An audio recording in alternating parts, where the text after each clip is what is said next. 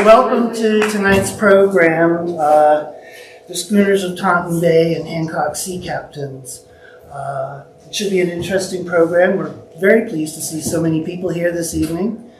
And turn it over to Bob, who's our presenter this evening. Thank you.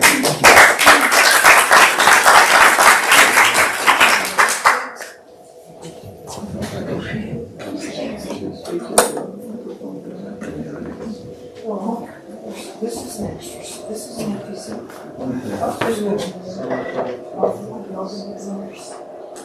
Yeah, if is there an easy way to dim these lights? Because I don't need a lot of light up here, and you might be able to see the screen better. Nice.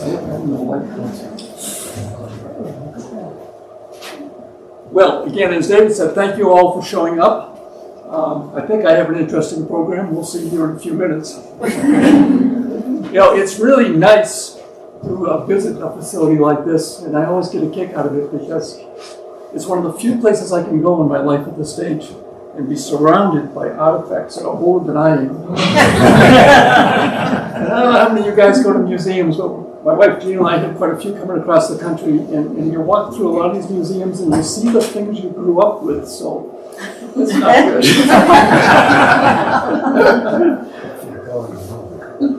Okay, so I'm going to talk about two of my favorite subjects, and they're sort of directly related, and that is the sailing ships, the schooners of Hancock and Taunton Bay, and the Foss family.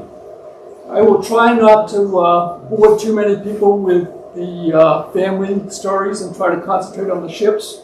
But since I have a captive audience, you're going to have to tolerate some of it.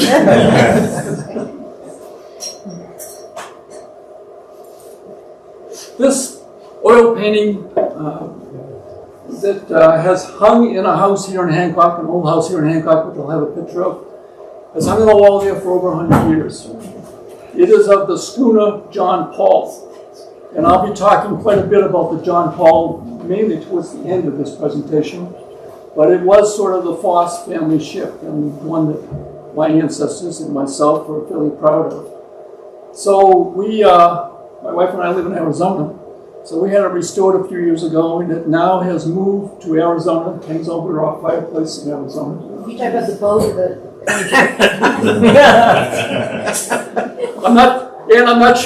I'm not sure the painting's too happy there because it seems to be shrinking a little bit in all the heat and the dryness. So our expectation is that someday it will return here to Hancock and hopefully hang in this museum, as they say, when I'm through with it.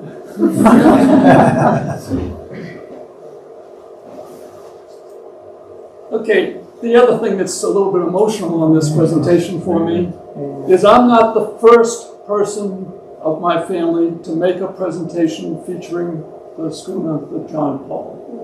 This is a picture with my dad in it, Maynard Foss, who did a similar presentation over at the Franklin Historical Society back in, I think it was 1979 or 1980. And the thing that really makes it neat, that in preparing for these presentations, I found his notes. And I'm actually going to use some of the information that he had here. So I hope I can do a halfway decent job as he did with it. Before we get to these large schooners of Taunton Bay, they were built in the late 1800s. I'm going to take just a minute to step back in time a little earlier than that. And that is to talk about some of the ships built in Hancock, along our shores of Hancock, before there were big shipyards over in Taunton Bay. I think you probably recognize that the settlers of the town all came here by boat. There were no roads, no railroad lines, anything like that. You had to have a boat. Otherwise, you couldn't get any place or even visit your neighbors at that point. So most of these boats, ships, were built in little coves and inlets all along our coast. And the founding families of the town's names will come up here. But let me see if I can do this.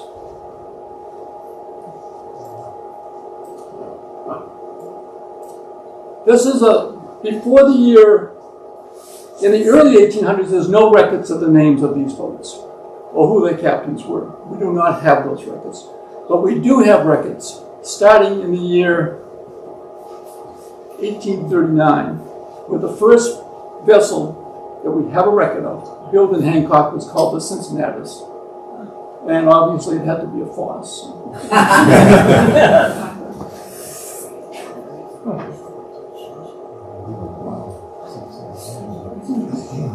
But there's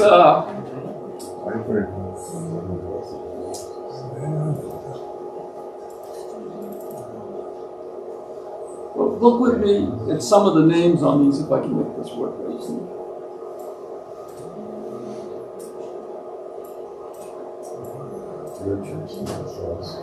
The Dow family, Crabtrees, whole bunch of Crabtrees. I think I counted 11 different sea captains that were Crabtrees at one stage here. Merchant family, Young family, Haggerty, Jellison, names that we all see in our files out here of the history of the town. Whoops. Whoops, I'm still on one.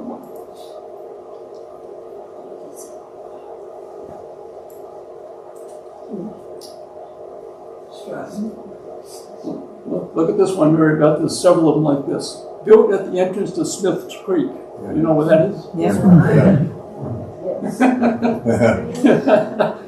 And obviously, a lot of them were the Worcester family from that time.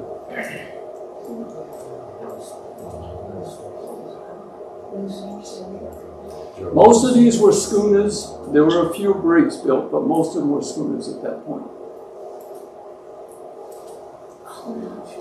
Perhaps the worst tragedy that ever happened in the town of Hancock, as far as percent of the population of Hancock, was back in the 1870 time frame on the schooner the Watchman. And a lot of these small ships, and these were small, we were launching them in creeks and places, so they're all less than 100 feet in length, and even a 100-foot schooner made out of the timber here we have in Hancock was one heavy beast to get in the water at that point.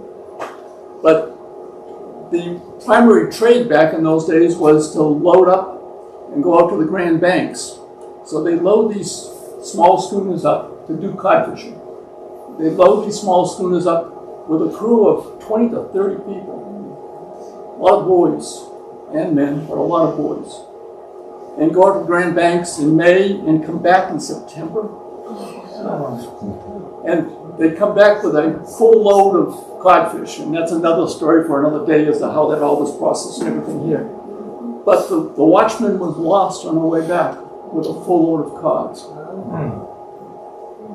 Whole bunch, and I don't have a number, of Hancock boys, which were mostly on that ship, were all lost. And if you can picture the few number of families in town, I think you can realize how devastating that was to the community at that point.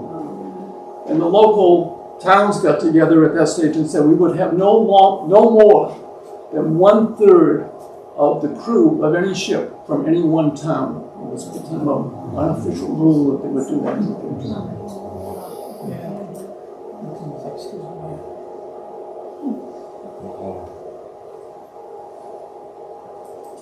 Okay, that was sort of a diversion, because we're here to talk mainly about the schooners and the ships of Taunton Bay. So I'm going to flip right over here to a list of ships that were built in Franklin. Now this is later. This is later. Now we're going to be up in the late 1800s for most of these. What had happened at that stage is we had gone from building small ships to local trade to ships that were really good size now. We're getting well over 100 feet on a lot of these ships. Well, you really needed a shipyard. You professionals that knew how to build the ships and launch it and get it out on the water. So the ones with the tick marks you see here, the Card, the Annie Rickerson, the Carolyn C. Foss, the John Paul, and I should have mentioned the Willie Maxwell too, I guess, but those are all ones that my family was involved with, either building or being captain of at that stage. So I've ended up with a lot of information about these. Here comes the family stuff. Yeah. A lot of you probably recognize that house. It's one of the houses in Hancock. But what's really neat about this picture? This is the family of Orlando Foss, my great-grandfather, who was the driver of the patriarch of the family as far as sailing business goes. His father had been to sea and his grandfather too, but Orlando was really the patriarch of that. And they had 9 kids at that house, not all at once, fortunately. But we could, and I won't do this, but I can actually name who they are based on how large they are. So this is Orlando Foss, and here's Carolyn C. Foss. I heard that someplace. This is Orlando. Sort of looks like a sea captain. So why do I have so much information? Well, in this old farmhouse, which you saw a picture of, which my wife and I have had passed down to us through the generations now, underneath an old bed on the 2nd floor, which was just, the room was just packed full of stuff. Nobody threw anything out back in those days. We found the files that my great-grandfather had meticulously kept through his whole career. The guy was obviously kept almost every letter that he ever got. Many of these letters are from various captains that were at sea, from his sons at sea. They cover things such as the sailing ship business and a lot of the information about what's going on in the farm here in Hancock also.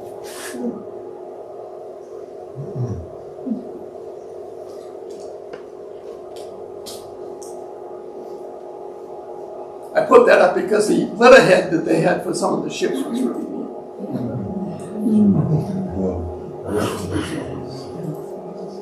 So I have hundreds, maybe over 1,000 of these letters.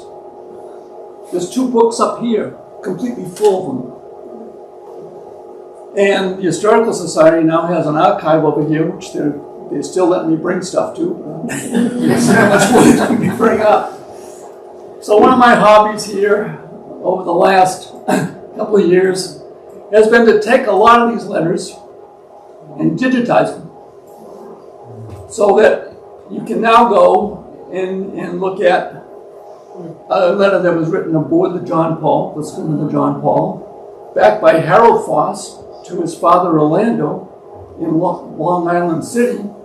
And this is the pertinent information about that particular letter I've tried to list over here. So there's a way of searching other sea captains, other ships, events. And I don't think it's just me, but this is much more entertaining than watching television nowadays. So if anybody really gets bored and you want to go to a nice air-conditioned spot, we can set you up over there and you can read as many of these on the screen as you want to. The great thing about one of his sons, Harold, who wrote a lot of the letters, is his handwriting was excellent. So you can actually read them. Some of the ones, such as the ones up here from Captain Fred Crabtree, are more difficult to read, but they're still legible. Bob? Yes? There's one near the bottom there, and it says that they have 50 parrots on board. I believe it. Just right there, where your cursor is. Right Oh, there, yeah. 50 parrots. Rum. Is that what it means? Yep. And rum. See, these ships were going down to the Caribbean all the time. That was one of the routes. It's Cuba, the Caribbean, South America, occasionally over to Africa. I assure you there was no slave trade. But occasionally over to Africa, they would get palm oil over there is what they would get. I'm getting off on a tangent, which is great. I love doing that. But if you can picture back in those days, there was no oil fields, and we had machinery coming online. How are you going to lubricate it? So they would go to Africa and get palm oil and those kind of things. From Hancock, Maine. Well, the schooners, we're talking about the large schooners here now we're talking about, with the ones that, the Franklin Bay ones. They would be built here in Taunton Bay, in Franklin, mainly. Their first load was probably to take granite out of Sullivan into New York or Baltimore or any place up and down the coast here. I mean, there's pieces of Sullivan granite all the way up and down this coast when you look at it.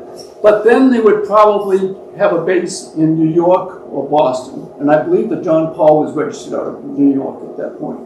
So that was their primary port that they would come into.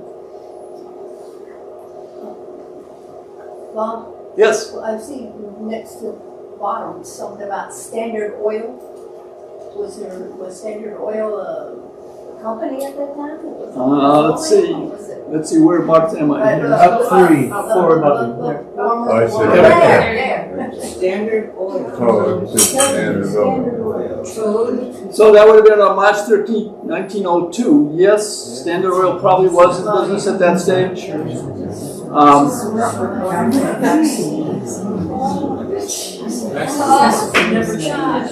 And more than likely they were going down and getting oil in some type of drum.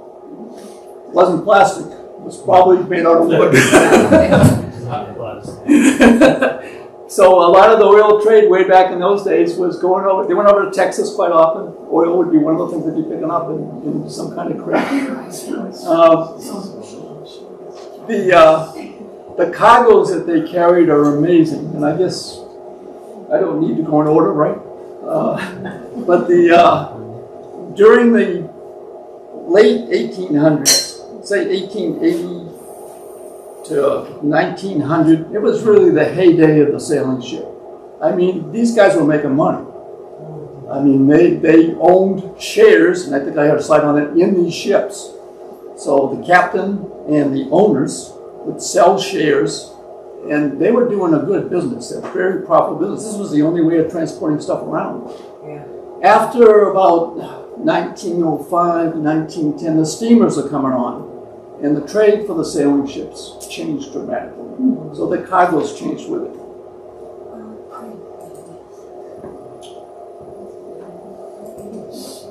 Okay. Oh, Does anybody know where Shipyard Point is? No. Yes. Okay, help me.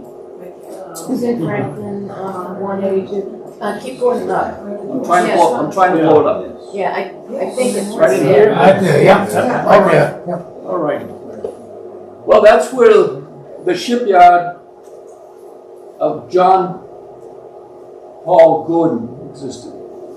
Okay, and now you see where the name of the ship John Paul is going to come from. It wasn't named after it was named after John Paul Gordon.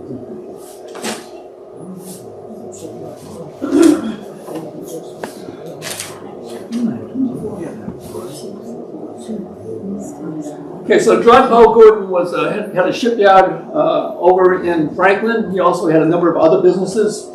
I didn't know much about John Paul, and I got an education putting a little pitch together for Franklin last year. Really, really interesting guy, if you know any of his history. Evidently, he was one of the 49ers, they called him, but he didn't go looking for gold. The rumor is, with no facts that I can find for it, is that he was a merchant, probably with the stores and that kind of thing. But he made a lot of money and came back to Franklin a wealthy man, and had things like granite quarries, stores, shipyards, and built a number of ships at that point. He was probably 15 to 20 years the senior of the landowner. This might be a good place for me to make just a comment, I guess. The town of Franklin, in fact, the whole community, have lost a tremendous asset last year. Emery DeBeck. I hope a lot of you had the opportunity to meet Emery. He was Franklin Historical Society. He was sort of, in my opinion, the Lois Johnson of Franklin. And I enjoyed talking to him a lot. A lot of the information I'm talking about right now came from him, so I do want to mention him. Okay. So let's talk about some of the schooners. One of the first ones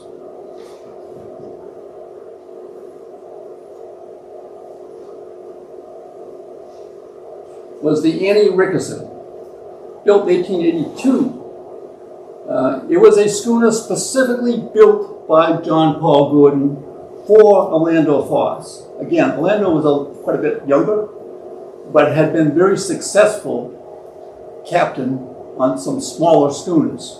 And John Paul recognized that, and they became very, very close friends and business acquaintances from the future. And anyways, he built the ship for Orlando to be the captain of. The Annie Rickerson. This is probably up in dry dock, getting work done under in New York or some port. Pretty ship. 3-master.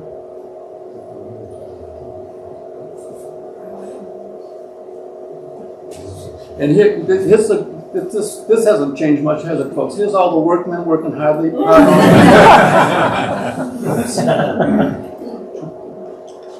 you know who Annie Rickerson was? You know, I used to. We should have got. So I could probably look that up, but I don't remember. But ships were often named after people.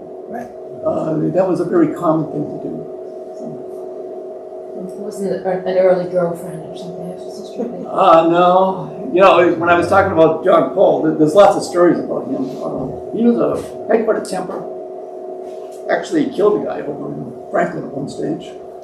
With a cane, if I remember the story right. And had a reputation for some other things. And my great-grandfather was so straight-laced. I mean, he was a disciplinarian. He ran the family. That he was. I have letters that he's writing to his kids. They had better toe the line. I mean, but they, from a business standpoint, they did great things together. So here's an article on the newspapers would all report on the comings and goings of sailing ships back in those days. That was the only source of information we had for those types of things. So here's something on the Annie Rickerson. I'm going to run through a few of these.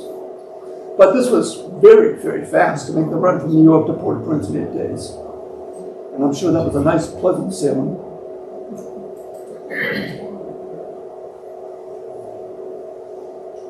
I'll just let you read it. That's legible, isn't it?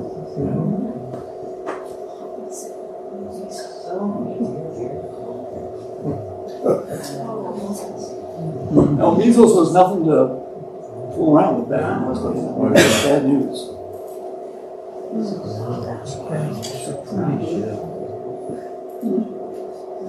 Okay, the next schooner I want to talk about, again, built by John Paul's shipyard at the direction of Orlando. The ship was built for Captain Fred Crabtree. Now, Captain Fred Crabtree was first mate to Orlando for a number of years on his original ships. And they became great friends and business partners also, and highly respected each other. In fact, all of these letters I happen to bring are from Captain Fred Crabtree to Orlando. And and that's how you communicate. So they write letters every 2 or 3 days on these kind of things. But this ship was built precisely for Captain Fred Crabtree to be the captain of. Interesting side note. If you talk to people back in those days that were captains of sailing ships, they liked to have the title of captain, but what they really wanted to be known as was the master of the sailing ship. So you'll hear ship masters used more often than captains back in those days, because they were master of their vessel. Every vessel performed differently, and you had to learn how to sail it. And just think of the crews that you met back in those days. These things had probably only 5 to 8 people on them. Not a lot. The great thing about schooners, it doesn't take a lot of people to run. You can get the sails up and down. But these people that you had for a crew were maybe not the cream of the crop by pitch. And many of these letters have some really, really great stories about that. What was the name of that one? Now, this one is the Carolyn C. Foss. Thank you very much. And I'll bill you later. And if you happen to look, way up at the top, Right. there it is. Wow. Isn't that Hey, that's awesome. something? I think so too. That is awesome, really? Wow. So that resides in the Historical Society. We don't know how to display it, but it's here. We drag it out for occasions every couple of years, I guess, for like this. So there's so much soft wood here. I mean, what was the wood drawn from here, built here? Most of these ships, Yeah. yeah, a lot of it was oak, which is in the area. Okay. A lot of the knees and things in the ship, the really strong part at the bottom, were hackmatack. Oh, yeah. And if you look at a hackmatack root, it will come down and go around, so they dug all those up. Yeah. And not an awful lot of lumber was imported from too far away. Well, one of the reasons that the ones being built along the coast stopped happening is there weren't any trees left. I mean, our settlers chopped them all down to build farmland and build their boats and run their fireplaces and everything. So a lot of local Maine timber came in to build these ships. Thank you. You're welcome. So, anybody recognize those people? I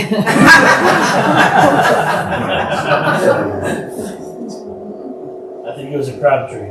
There's a Crabtree there. It probably was a Crabtree, because this was going to be Fred Crabtree's boat, and I expect he was on it. I wouldn't be surprised if he wasn't. And if you go over to Franklin, at the, let me pronounce this one, the Garamanda? Galamanda, thank you. There's a sign there, and there's a picture of the ship right there. Oh, man.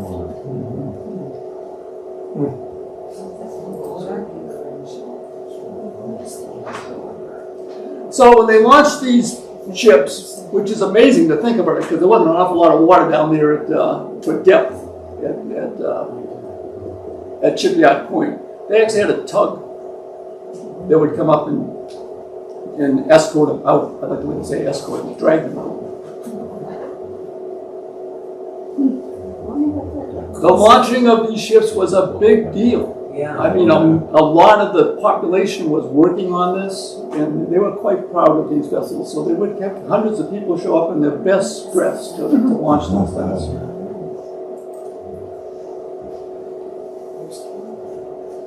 That's her.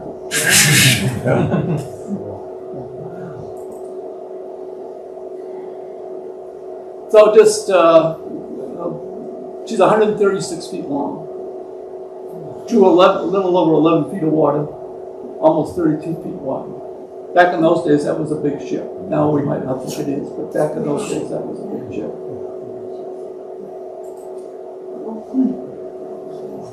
Here's a picture of her down in Venezuela. She's probably loading timber down there. They would bring custom exotic wood back up, mahogany and other woods. So that was often one of the loads that they would come back up with.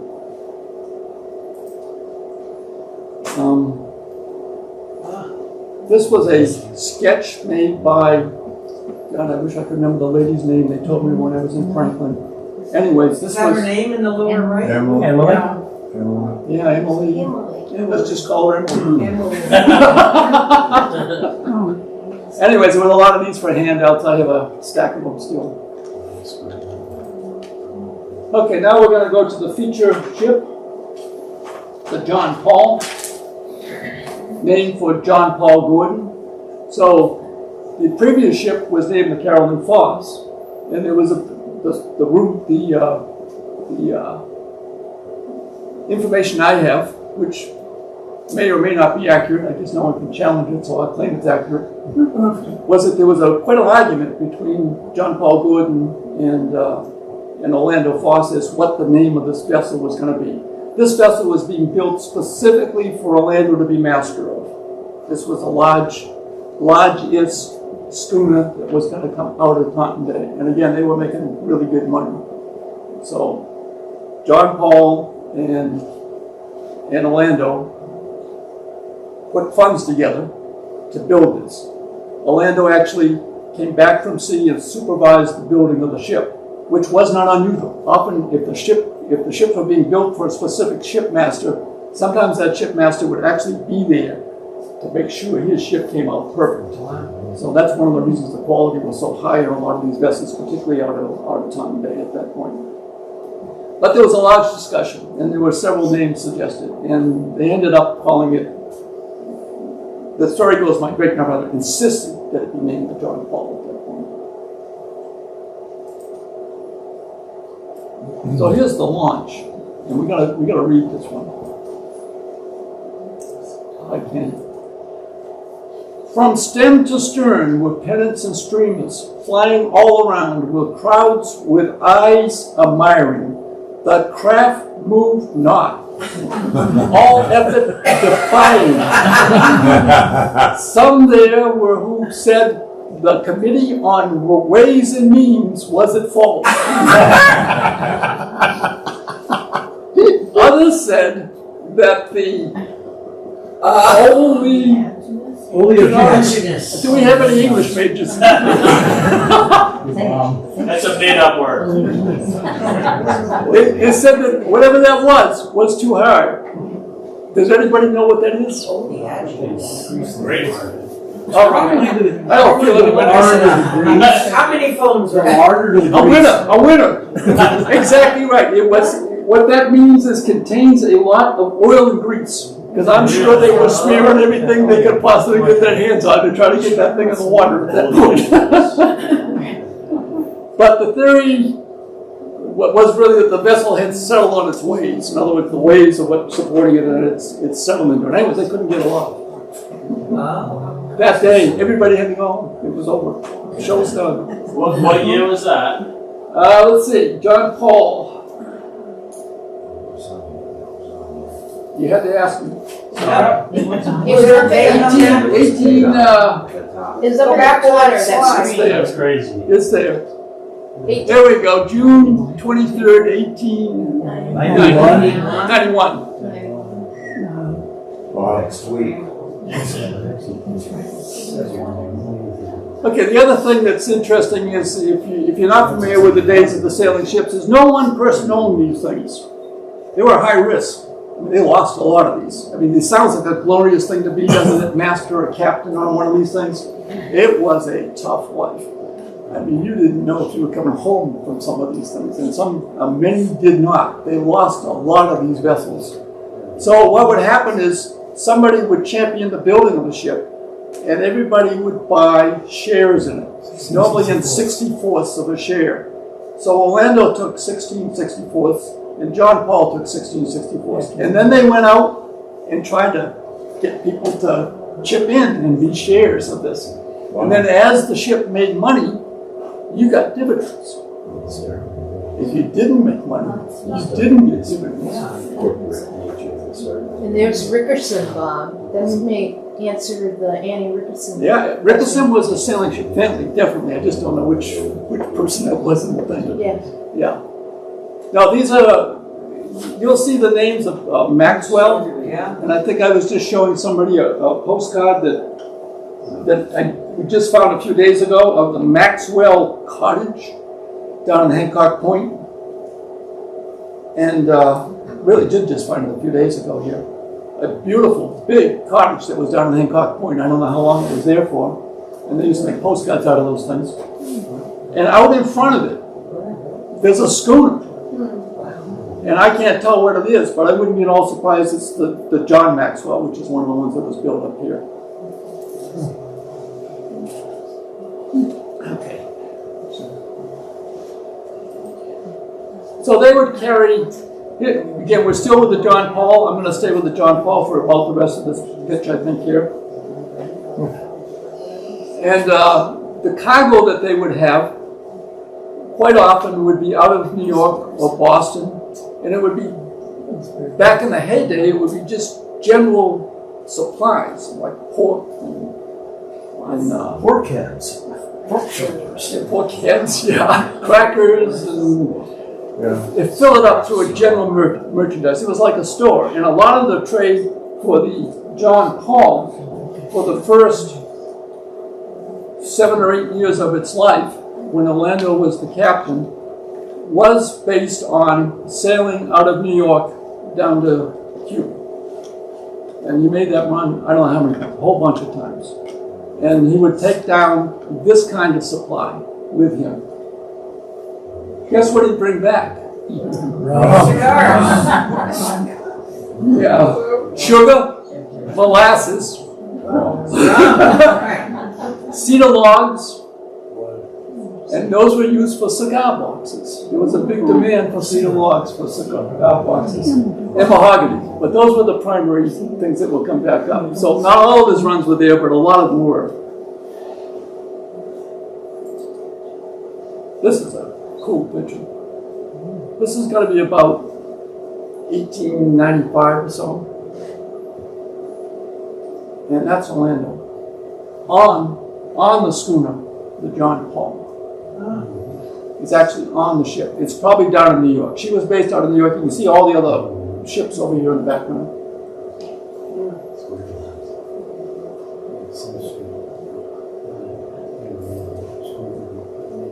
Here's a little different cargo that he had for one of his runs. Again, I think you can read these, so I don't probably have to. Gun runner, right? Let's see what war was going on then. Spanish-American War, yeah, exactly. Yeah, he got stuck in port down there for a while the Spanish-American War was going on. He didn't want to out there. Like I said, this was a captain of the John Paul, but it was after Orlando had come back to the farm and sort of retired from sea. His sons had gone to sea on different ships, and he was often, he and John Paul would hire other captains to sail the ships. And there was competition among the captains to try to get a good ship. And you got to have a good reputation of paying good dividends, or you didn't get to sail at that point. So, but here's one of the captains who was at port when they broke into his cabin, and I think they used ether on him. Captain Ratner. Yeah, chloroform. As you can probably anticipate, these docks were tough places.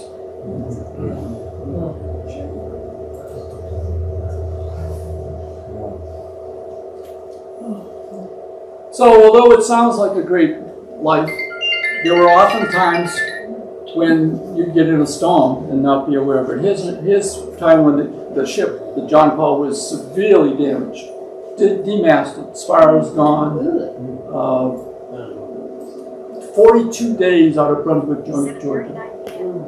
Just unbelievable life. In fact, at this time, I'll read a letter at the end of this year. This was Captain Anderson at that stage. Worst voyage he's ever experienced in more than 30 years of seafaring. Wow.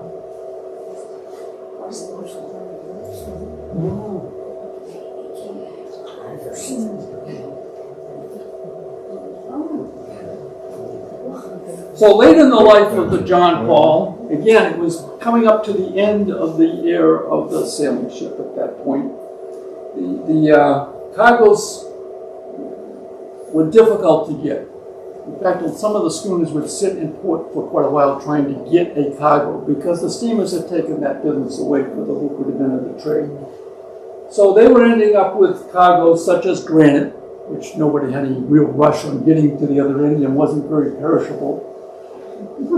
Timber, salt, fertilizer, or how about taking a full load of creosoted railroad ties? How's that sound? Smelling. Or better yet, how about a full boatload of fish scraps? Yeah. We'll see if I can find that. And this is right at the end of the life of these, obviously. So again, there's letters. At this time, Orlando's at home. Captains are writing him on what's going on at that point, and he's sort of managing the several ships that he's got going at that point. So here's a letter, the second letter from Captain Rutledge again, on April 3rd of 1910. And the letter the day before this talked about him pulling to a port down in South Carolina, where they had taken a load out of New London, Connecticut of fish scraps. And again, fish scraps would have been good fertilizer. No good fertilizers back in those days, so getting it down there with the cotton fields and everything was important. So they had taken a load of fish scraps down, and the letter the day before this one said the harbor master had visited us and caused us to be towed out to sea and anchored because the stink was so high. So this letter, which is just a few days later, I'm just going to read one line on it. This is from Captain Rutledge again, to Orlando. I went to a motion picture show last night, and the place was crowded, but I had plenty of room all around me.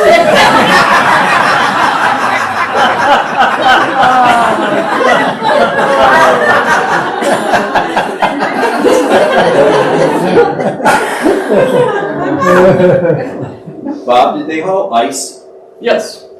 Ice in hay, straw to keep it from melting. Going down the Caribbean, that was occasional. None was hauled by the ships that I'm talking about down out of Hancock that I'm aware of. But I'm sure that was a cargo. Phil, even these small ships I was talking about, that would go out to the Grand Banks, that were like 70 footers, and get a load of cod. They'd bring that cod back to Hancock in September. Got a whole shipload of codfish. What are you going to do? Well, and this isn't sexist, but I'm going to say it anyways. Most of the ladies would get out there and they'd spread them on big racks, big wooden racks, all over town. And you definitely knew when it was happening when the season was there.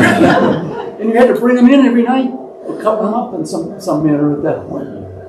And they'd dry them out the whole way and bundle them up. And in some of these small boats, they'd take them all the way to Brazil. Wow. I don't have a record that I can hang my hat on in that one, but I've read it enough to say that they were doing that in some of those small boats because there was a real demand for dried fish. Yeah. And I can remember my grandfather, Ivory Foss, when the fishman used to come around. What am I now? 50 years ago? 60 years ago? 60 years ago. And he'd get the fish guy to give him a piece of dried cod. And he'd just gnaw on it. Yes. Other people have seen that. What wasn't that called, strip fish? Strip fish? It could be. Same thing? Yeah, my David's grandfather, my Uncle Paul Johnston, always had some strip fish in hand, and Well, yeah. we'd eat it in the car. As did Harold Dow. Yeah, well, those were ships. I don't think I mentioned the moons, but they had several ships that were on that list. And before that list, a lot of the moons were building ships well before that list I had up here that aren't on that list. But yeah, the dried codfish was a delicacy.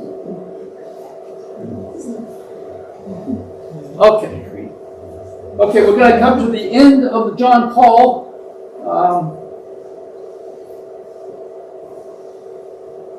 She was came to her demise off of Nantucket, January 13th, 1914.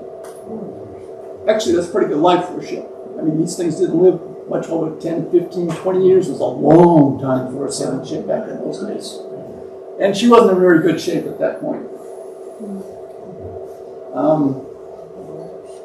So the crew was rescued, except the cook died.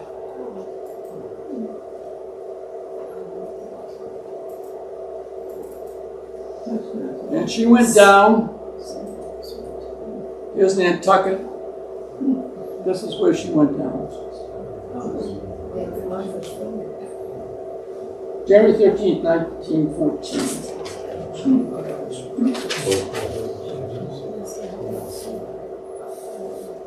And I'm trying to find something here. Okay, here's some notes from my great uncle, Harold, which is the son of Orlando, and also went to sea and had quite a life. But here's his little story of the John Paul. The John Paul was a beautiful vessel and easy to keep clean and pretty. She always kept busy according to the captain's wishes. She was getting a little old when Ed Hutchinson had her. He wanted to carry granite from his home in Stonington She was bound to New York, heavily loaded with granite in January 1914. The weather was terrific, a cold northwester, and she was anchored up under the north shore of Nantucket Sound near Hyannisport. A revenue cutter, seeing the vessel and realizing that she was not too safe, started to tow her into Vineyard Haven Harbor for safety. The heavy wind delayed them, and near midnight, the seas began breaking over the deck. Knowing that she would sink, the crew all abandoned the vessel at 3 o'clock in the morning. She soon sank, and the crew made a landing aboard the cross lightship boat. Very lucky that the people on that boat pictured them sort of floating by in this small boat that they were in. Everyone except the cook lived. The cook died of exposure. So that's the end of the story of the John Paul, right? Was it ever salvaged? The answer is, you have the answer. No, it's not the end of the story of the John Paul. Very good. No, that was perfect. This is the log of the revenue cutter showing their log of the loss of the John Paul, and I won't read it to you. But the wreck of the John Paul. So back in the 1970s, a historian named John Fish decided to go out and find it. And he actually dove down on the wreck and found it and brought up a couple of artifacts, nothing very exciting. You can expect that she'd still be there, right? It's full of granite. It's not going to go anywhere. And then he came up to Hancock, John Fish, with his few artifacts, over to the town of Franklin, and talked about it. And actually, that's when my father made the presentation at that stage. So that really is the end of the John Paul. So I can see I haven't run out of time. So you're going to have to bear with me a second. Bob, did any of the wives ever go on these trips with the captains? Absolutely. In fact, if you were to look in those cabins, I don't know if you noticed in the back, they were pretty nice places. Yes. I mean, some of these things had settees in them, even a piano maybe. I mean, where the captain's quarters, master's quarters was very, very nice. Yeah. So it was not uncommon for the wife to go with them. So did Caroline ever go with Orlando? Or there were too many kids at home? He kept her pregnant most of the time. Yeah. He came home offering enough food. Was she barefoot? Some of the letters are just great. Yeah. I mean, there was absolutely a division of duties between what the men and the women did back in those days, and you did not step over those boundaries very much. And here I am going to tell family stories. Thank you for quick. But his oldest son was Boyd Foss. Orlando's oldest son was Boyd. Boyd, B-O-Y-D, who died of typhoid, by the way, that he picked up on a schooner trip down to the Caribbean. But Boyd was a man about town, and he and his father obviously didn't see eye to eye on everything, because Orlando was quite a disciplinarian. But Boyd was at sea. But when Boyd went off to school, Hebron University over here, when he was in his teens, I have the letters from his girlfriends. And if you think everybody was puritanical back then, and those letters may not end up on. They are. Okay, I'm gonna take 2 minutes to read a letter. This is from Harold Foss. He's aboard the schooner Cactus, which was another 3-masted schooner. And it's talking about a trip, this is a letter back to his father, talking about a trip that he has just experienced as master of the Cactus. And I'm going to just take pieces of it. It's dated, it's Charleston, South Carolina, February the 7th, 1905. January the 24th, 1905, we were just north of Bodie Island, close in, when we took a heavy squall out of the northwest.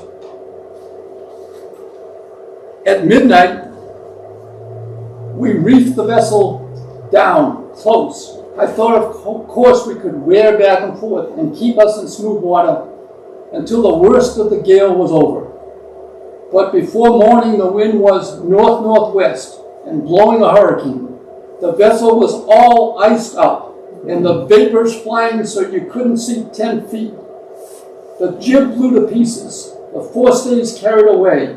Then the bobstays and the forestays parted. The vessel began to leak bad.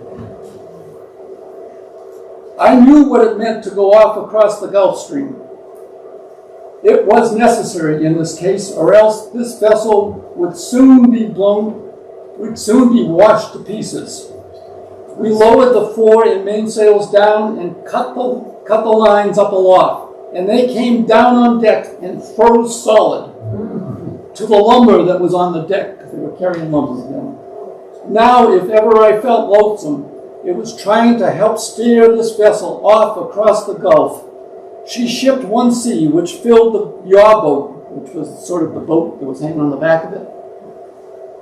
Yaw boat on the aft, and broke it in half, and bent both of the divots down to the rails. Broke in the hatch on the forward deck, filled the poop deck, cabin, and everything aboard.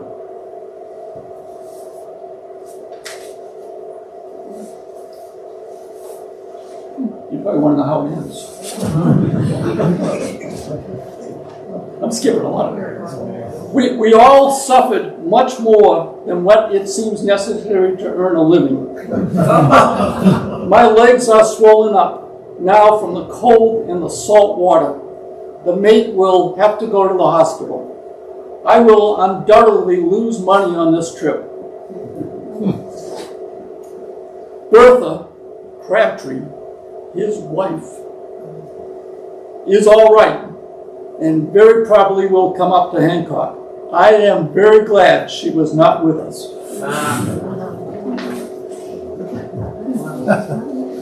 Okay, I think that's a good place for me to close it off and ask for questions or comments, or did anybody? So he sailed straight out to sea. Is that what you're saying? He went off, yeah, he was right off the coast of Hatteras, which is one of the places you don't want to be in a hurricane. And in order to get clear of land with the way the wind was blowing, he went out to across the Gulf, and they never wanted to do that at that time of year. In fact, some of them ended up all the way down in Cuba and places after doing that. It would be up for like 40 days when they came back. So Who was that? Harold Foss? that was Harold Foss. Your grandfather? He's my great uncle. Great uncle. Yeah. Yeah, so you had Orlando, here we go. Orlando was my great-great-grandfather. He had Boyd Foss, his oldest son, who was captain of several ships, including the John Paul for a while. Harold Foss, who spent his life at sea, actually carved his initials in the top of the mast stay on the John Paul when he was 13 years old when it was being built over here. His father was here supervising it being built, and Harold would go on over with him. Went to sea with Orlando on his first voyage, I think when he was 14, was captain of the John Paul, Harold Foss, captain of the John Paul, when he was 19 years old on a trip to Africa. And then spent his entire life at sea. I mean, he had, I don't know, 15 captains of 15 different ships, all the way up through World War I, World War II, steamers, was a pilot, well-known pilot up and down the coast here. Spent the last 10 years or so of his life compiling information about sailing ships. That's why I have some of this stuff. Close friends with a guy named Robert Appleby, who was the expert on schooners and sailing ships up and down the Maine coast. One of the, I'm going to say, founders of the, very helpful anyways, in the Penobscot Marine Museum down here in Searsport. I mean, so, yeah, that's enough. Bob, in February we lost Captain Gerald Perslow from Hancock, who revered Harold. Captain Harold Foss was his idol. Harold, there's some stories about Harold that I used to think weren't true, but I'm finding out most of them were. I mean, there's stories about he was in a trade and made a lot of money in a fertilizer business, and that's a story for another day, down in Venezuela. And was very friendly with the guy, the governor that ran the place, General Gerardo. And I'll just tell one of the stories. But Harold had one thumb that wasn't quite right. Piece was gone. Well, Harold probably wasn't quite the same strict person that his father was, because that happened on a night when he and the general were drinking, and the general bet him that he could shoot whatever the coin of the realm was out of his fingers at that point. So that's how that was. That's a true story. It's in the history books down in South America. It's one of the things. Anyways. I've got a question about the codfish, because you said those ships went out to the George's Bank for like 5 months or something? Two to 3 months. How did they keep the fish fresh? A lot of salt.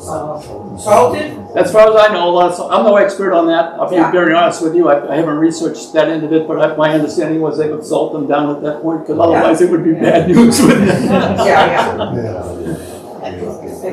Back on that piece about the dry tortugas and the guns, Yeah. is that the same period that Clavarius was there from Hancock Point, Captain, and the SS Maine? And, Yep. Yeah. I have that letter. Oh, Good. do you? Okay. I don't know if excellent. Yeah, and Peggy Bowditch's grandfather, right? I think Yeah. Clavarius was. I don't think I brought it, but yeah, there's a letter where Orlando's writing back here saying that the SS Maine is down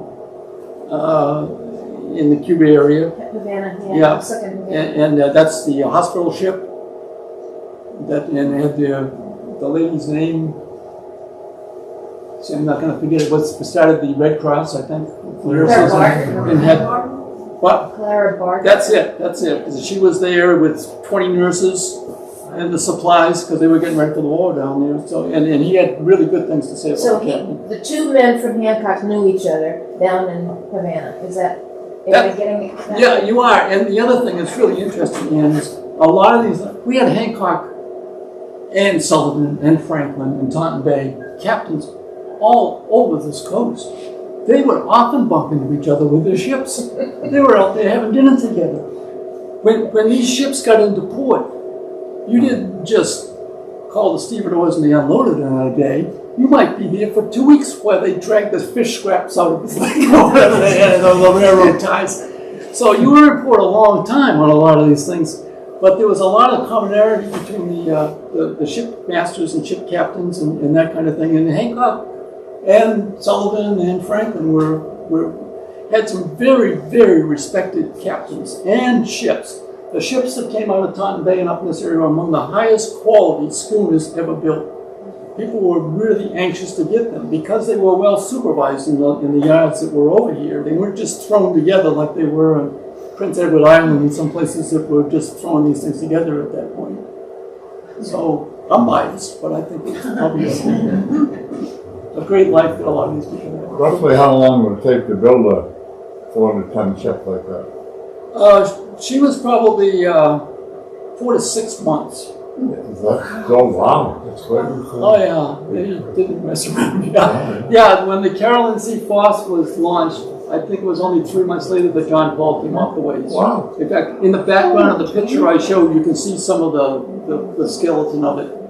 Of course, in the middle of the winter, that might slow things down a bit. But this was a major source of employment up here at that stage. Oh, I bet. Yeah. Between the harvest of the wood and... Yeah. Yeah. I don't know what, again, I'm going to forget some of the details here, but they paid these guys like $1 a day or something. That much. But there were some very skilled people too doing this. Because you could make bad errors when you built one of these. And the first time you went out there and strained the hull, you'd have a problem. See, some of the old sailing ships, if they had been for a while, would get what they call hogged. The two ends would come up and they would be shaped like that. Oh, yeah. And some of the old ships, I go back far enough to remember them being pulled up on the mud flats in Maine. You can actually see that. What about the sails, Bob, who made those? You know? Most of them came out of New York, Boston, those areas. I don't know of anyone making them up here. I could be wrong. Maybe somebody was making them, but I believe they ordered almost all of those and they got delivered. Oh, okay. Yeah, there's quite a few references to people repairing the sails. You better know how to do that. Even the captain would get involved in Right. seeing how fast they could run the needles at that point Yeah. with the crew. Who made the flag? Gee, I don't know. This was sort of a standard thing to be done when a new schooner or large sailing ship was launched. Was you had a pennant that went with it. So this is not unique. What's unique about it is it's from here. And we know about the ship and the whole history. But if you go down to the Penobscot Museum or down to Bath and go into a back room, you can find a lot of these still that have been turned in down there. Do you know the material? No, I do not.